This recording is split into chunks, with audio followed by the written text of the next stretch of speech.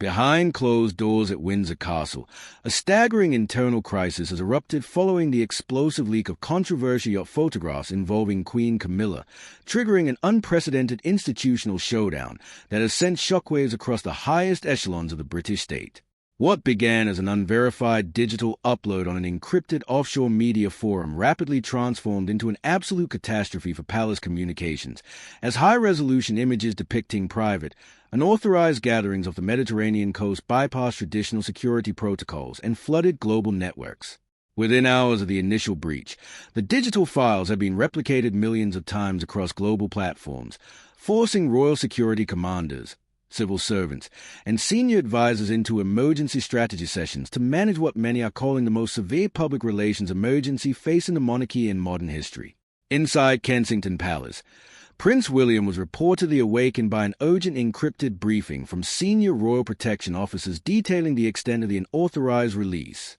The detailed reports confirmed that sensitive imagery, private travel manifests, and unrecorded guest lists connected to a luxury Mediterranean excursion had been exposed without clearance, presenting an immediate threat to the operational privacy and public standing of the royal household. Recognizing the profound institutional danger posed by the scandal, the Prince of Wales took decisive, immediate command of the situation, contacting top palace officials and insisting on an urgent, closed-door summit at Windsor Castle to address the fallout with absolute authority and uncompromising firmness. By mid-morning, an extraordinary convoy of dark executive vehicles pulled into the private courtyard of Windsor Castle as senior legal counselors, constitutional experts, private secretaries, and security chiefs assembled under an atmosphere of intense strain. Prince William arrived with an unyielding demeanor, laying down a strict set of administrative demands to ensure that the moral authority and public trust of the Crown were fully insulated from private indiscretions. During the high-stakes deliberations, William made it clear to all present that the long-term credibility of the sovereign institution must take absolute priority over personal relationships or internal domestic sensitivities, urging an immediate halt to official appearances and an exhaustive review of all logistics surrounding the compromise voyage.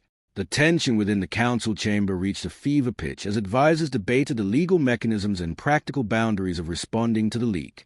While sensationalized media reports rapidly began claiming that William had personally ordered Queen Camilla's physical eviction from official residences, constitutional scholars point out that living arrangements, formal titles, and royal quarters remained strictly under the direct sovereign authority of King Charles III. Nevertheless, the political and strategic influence wielded by Prince William within the royal household ensured that his demand for accountability, strict travel oversight, and an immediate lockdown of compromised administrative channels were implemented with immediate effect across all branches of palace administration. For hours, senior advisors and legal trustees worked through complex protocols to establish a firm boundary around the crisis, balancing the necessity for public transparency against the mandatory protection of state security secrets. King Charles III, navigating a deeply painful conflict between personal loyalty and sovereign obligation, listened intently as his eldest son laid out a rigorous, forward-looking strategy designed to protect the future of the crown.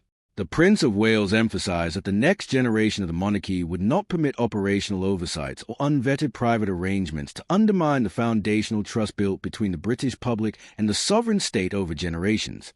To fully understand the gravity of these closed-door proceedings, it is essential to examine the legal framework governing the British sovereign household.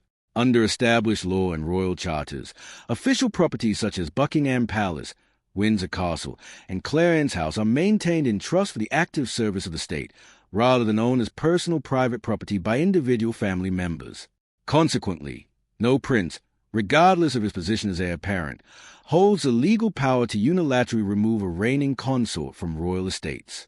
Any formal alteration to a consort's official status or residence requires a direct executive decree executed by the monarch. However, despite these formal legal limits, Prince William's position as the primary bridge to the modern public has granted him unprecedented influence over long-term institutional strategy. When news of the leaked yacht photographs reached senior parliamentary observers and members of the Privy Council, immediate inquiries were raised regarding the potential exposure of sensitive communications. Special branch investigators and cyber defense analysts were tasked with conducting a thorough forensic examination of the leaked metadata, attempting to determine whether the breach originated from a routine paparazzi surveillance operation or a sophisticated digital infiltration targeting private royal travel networks. Initial forensic findings revealed that the compromised image files had been stored on an encrypted private server belonging to an overseas wealth management firm before being exfiltrated and distributed online. The realization that third-party corporate entities held detailed records of private royal itineraries sparked intense concern among security officials, raising serious questions about the vetting procedures utilized by Queen Camilla's private office prior to accepting external hospitality. The discovery prompted immediate demand from royal security chiefs for a total overhaul of private travel protocols governing all high-ranking members of the royal family.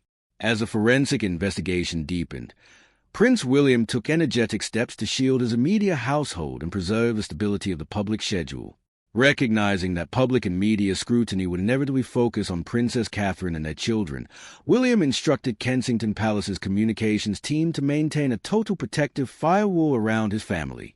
In private consultations with press officers, the Prince of Wales maintained that any official communications issued by Buckingham Palace must prioritize absolute truthfulness and operational clarity over defensive spin, insisting that the public deserved complete transparency regarding the security measures being enacted.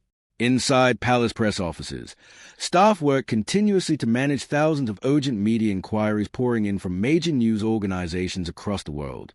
Journalists, legal analysts, and foreign correspondents sought immediate clarification regarding the authenticity of the leaked photograph, the status of Queen Camilla's upcoming public engagements, and the truth behind rumors of internal household restructures.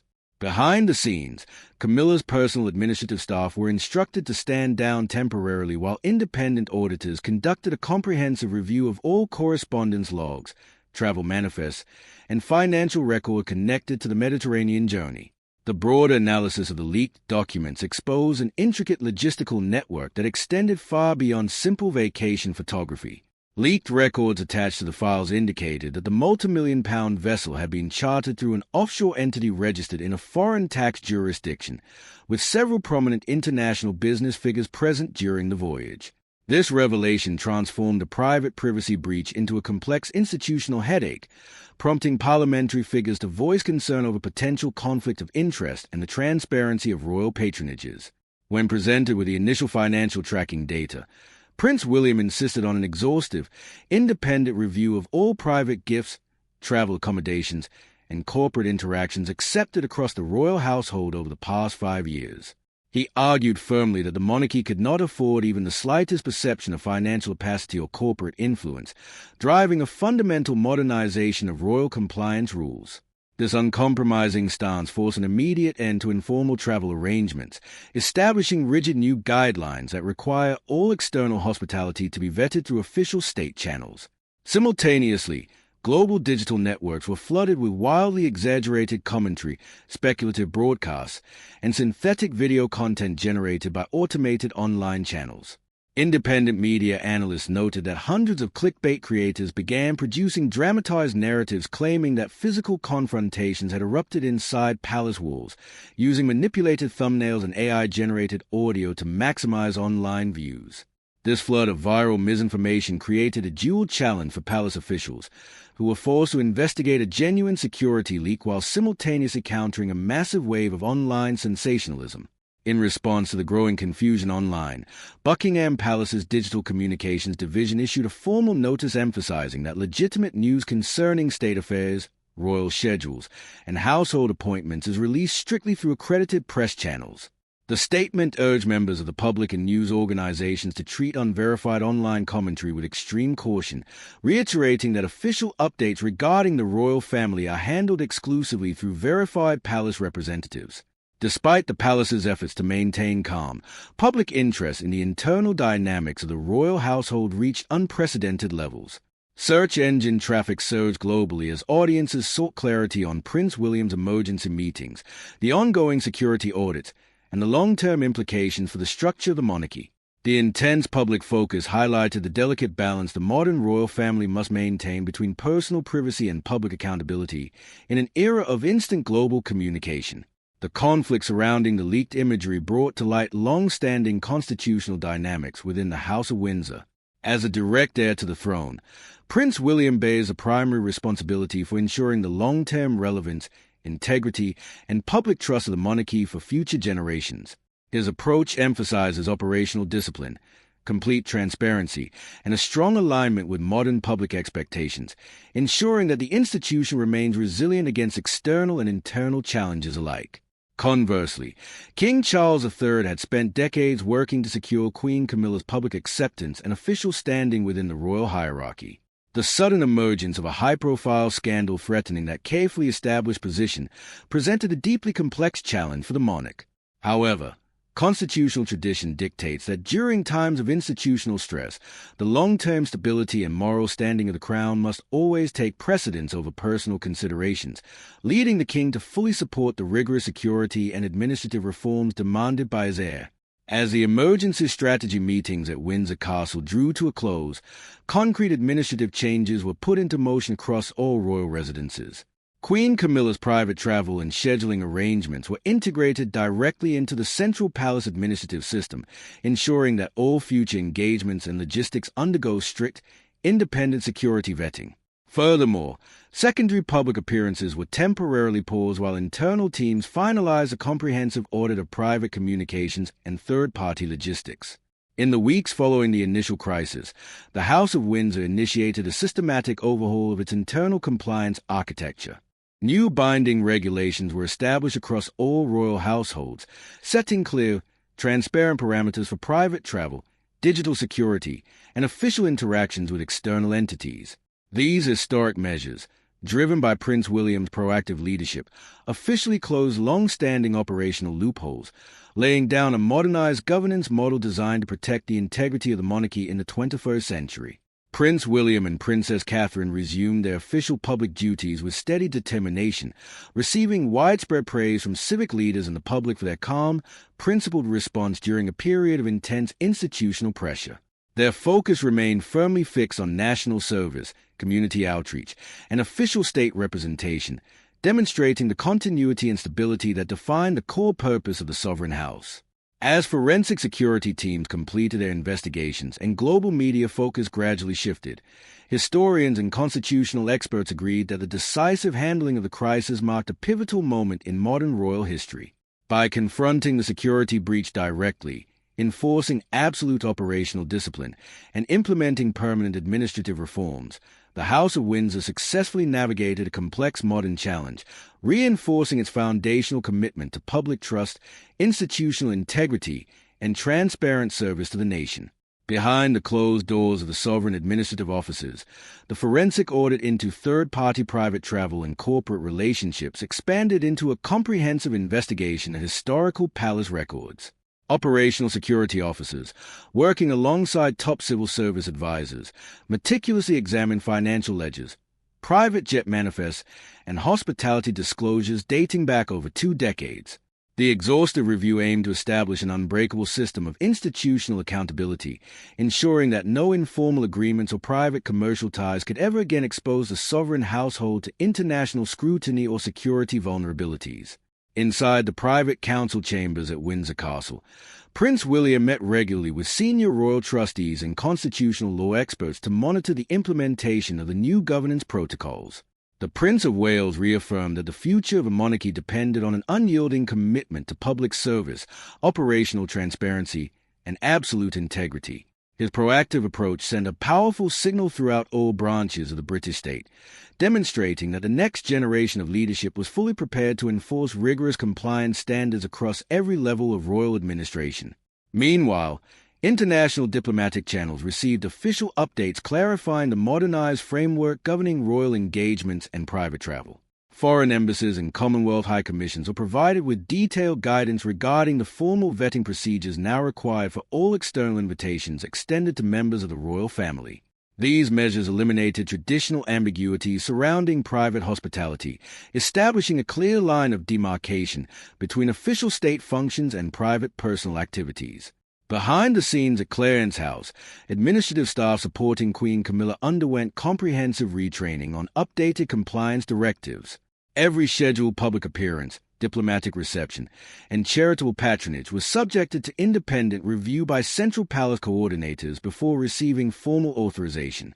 This structural integration ensured that all activities across every royal office remained completely aligned with the overarching standards set by the King and the Prince of Wales. Across the United Kingdom, civic leaders, constitutional observers, and members of the public expressed widespread confidence in the decisive leadership displayed during the resolution of the crisis. Recent public opinion research highlighted strong, enduring support for Prince William and Princess Catherine, reflecting the nation's trust in their dedicated service and steady guidance. As normal public duties resumed with renewed focus, the House of Windsor demonstrated its capacity to adapt to modern governance demands, preserving its foundational role as a unifying national institution while upholding the highest standards of public accountability. The momentum generated by the initial wave of compliance reforms transformed the day-to-day operations across every administrative tier of the sovereign household. Independent financial regulators and senior constitutional counsel convened in daily strategy sessions, establishing a permanent operational framework to monitor all private holdings, international travel logistics, and third-party corporate interactions connected to working royals.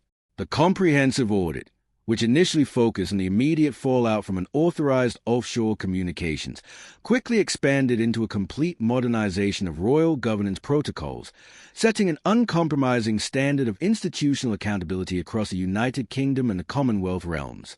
Inside the quiet corridors of Clarence House, dedicated administrative teams worked under the direct supervision of senior civil servants to re-evaluate all upcoming public engagements, diplomatic dinners, and charitable patronages.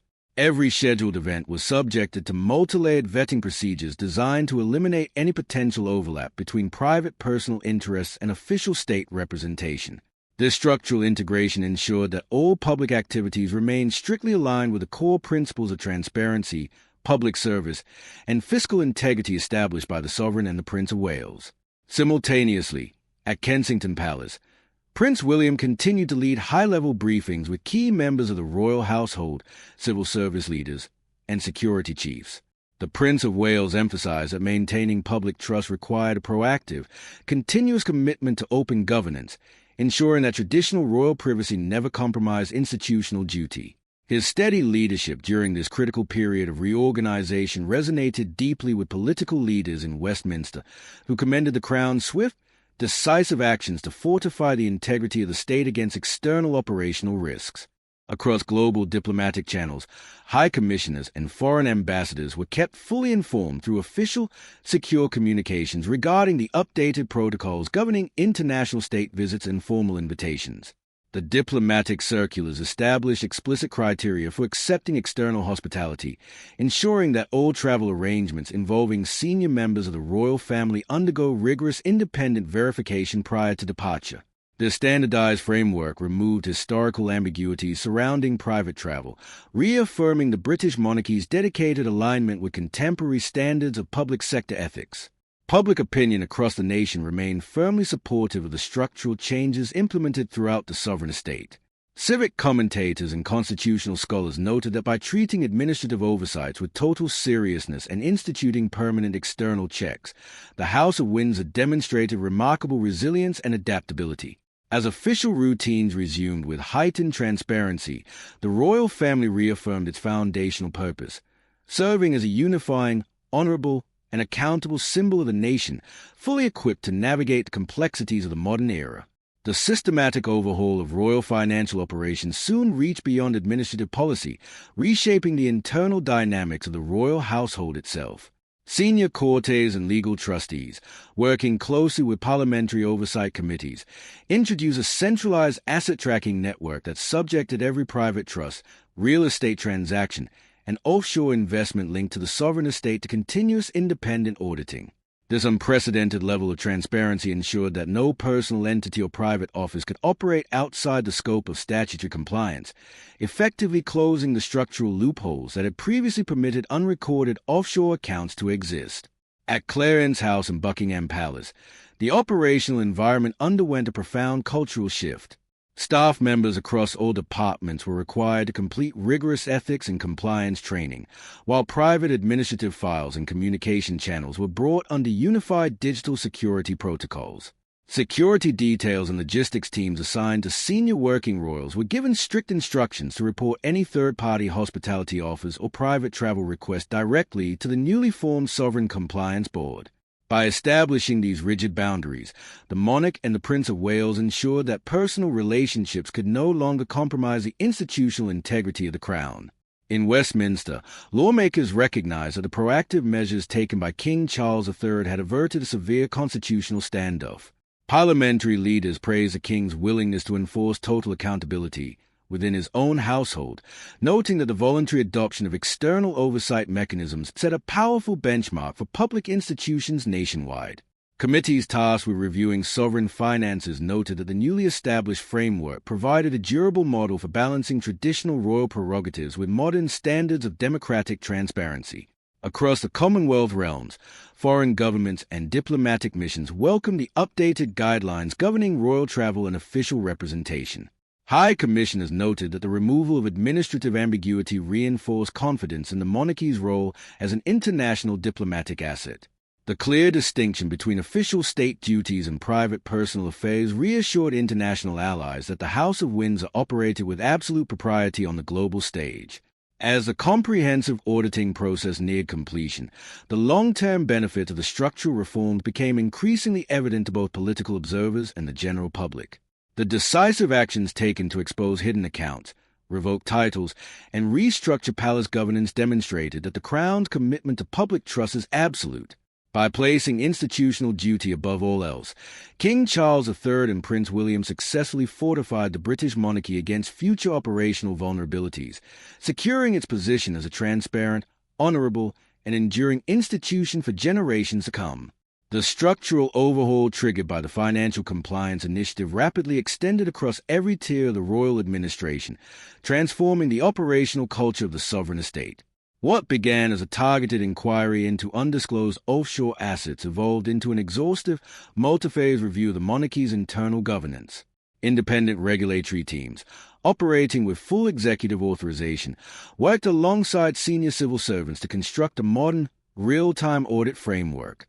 This new system subjected every personal trust, international travel arrangement, and corporate interaction involving working members of the royal family to continuous, unannounced independent verification. Inside the historic offices of Clarence House and Buckingham Palace, administrative workflows were fundamentally realigned. Legal counsel and compliance officers established strict digital security protocols to ensure that all internal correspondence, travel manifests, and logistical requests were catalogued within a centralized, tamper-evident database. Private administrative offices that had historically operated with broad autonomy were integrated into a unified reporting structure directly accountable to the Sovereign Grant Audit Committee. By removing departmental silos and enforcing uniform standards of transparency, the Crown effectively eliminated the structural vulnerabilities that had previously allowed unrecorded financial entities to exist beyond public view. The impact on diplomatic operations was equally profound. The Foreign, Commonwealth and Development Office, working in tandem with Royal Logistics Directors, issued comprehensive updated directives to high commissions and embassies worldwide. These protocols establish explicit, non-negotiable criteria for evaluating and accepting external hospitality, private accommodations, and international travel sponsorships. Every proposed engagement involving senior royals was required to undergo multi-layered conflict of interest assessments prior to approval. This standardized approach removed long-standing ambiguities, ensuring that all international state representation remained strictly aligned with modern public sector ethics and international compliance standards. Within the halls of Parliament, the implementation of these sweeping reforms was met with widespread bipartisan support.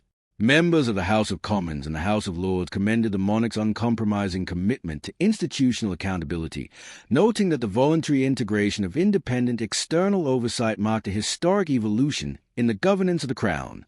Parliamentary committees tasked with reviewing public expenditure highlighted the newly established framework as a model of institutional resilience, demonstrating how traditional constitutional prerogatives can seamlessly adapt to meet 21st century expectations of democratic transparency. Simultaneously, at Kensington Palace, Prince William continued to work alongside top civil service leaders and security directors to ensure that the long-term strategic direction of the monarchy remained aligned with public trust. Recognizing that public confidence is a foundational pillar of a constitutional monarchy, the Prince of Wales advocated for permanent, binding codes of conduct across all royal households. His steady, forward-looking leadership throughout the transition period reassured both domestic institutions and international observers that the next generation of royal leadership is fully dedicated to open governance, fiscal integrity, and unyielding public service. As the multi-year auditing process reached its final operational phase, the broader benefits of the institutional restructuring became undeniable. The House of Windsor had successfully navigated a complex operational crisis by embracing absolute transparency, restructuring its administrative apparatus, and establishing rigorous compliance standards across every level of the sovereign estate. By putting institutional duty and public accountability above all personal considerations, the Crown reaffirmed its vital role as a transparent, honourable, and enduring symbol of unity for the United Kingdom and the Commonwealth realms. Following the successful completion of these foundational reforms, the practical daily routines across all royal estates settled into a rhythm of absolute precision and heightened operational discipline. The newly established Sovereign Financial and Operational Integrity Board established permanent offices within the Treasury and Buckingham Palace, ensuring that independent oversight was no longer treated as an extraordinary intervention, but rather as an essential, continuous function of modern monarchical governance.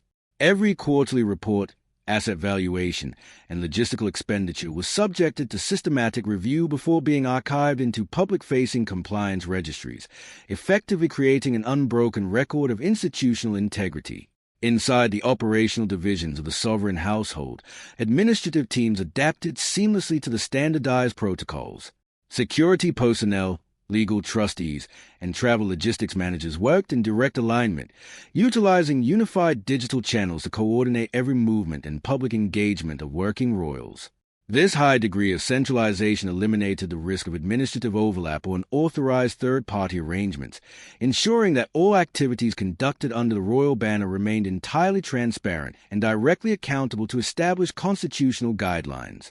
At the same time, diplomatic missions across the Commonwealth and foreign partner nations integrated the updated royal engagement frameworks into their standard operational procedures. High Commissioners and ambassadorial staff expressed strong confidence in the streamlined processes, noting that clear guidelines regarding travel, hospitality, and state representation allowed foreign visits to proceed with absolute clarity and diplomatic efficacy. The complete elimination of historical ambiguities surrounding private travel reinforced the United Kingdom's global reputation for public sector integrity and rule of law compliance. Within Parliament, cross-party leadership continued to commend the Crown for maintaining its uncompromising commitment to open governance. Legislative committees tasked with reviewing sovereign finances noted that the voluntary implementation of real-time audit protocols served as a benchmark for institutional self-correction across the public sector. The smooth alignment between parliamentary oversight and royal prerogative demonstrated that centuries-old constitutional traditions can evolve dynamically to meet contemporary standards of democratic accountability without diminishing the dignity or unifying role of the sovereign state. In the public sphere, the steady, forward-looking leadership of King Charles III and Prince William continued to draw broad appreciation. By placing institutional duty and public trust above all personal considerations, the House of Windsor permanently fortified its administrative foundations. The successful transition into this modernized era of open governance ensured that the Crown remains a resilient, honorable, and fully transparent institution, uniquely prepared to fulfill its duty to the nation and the Commonwealth for generations to come.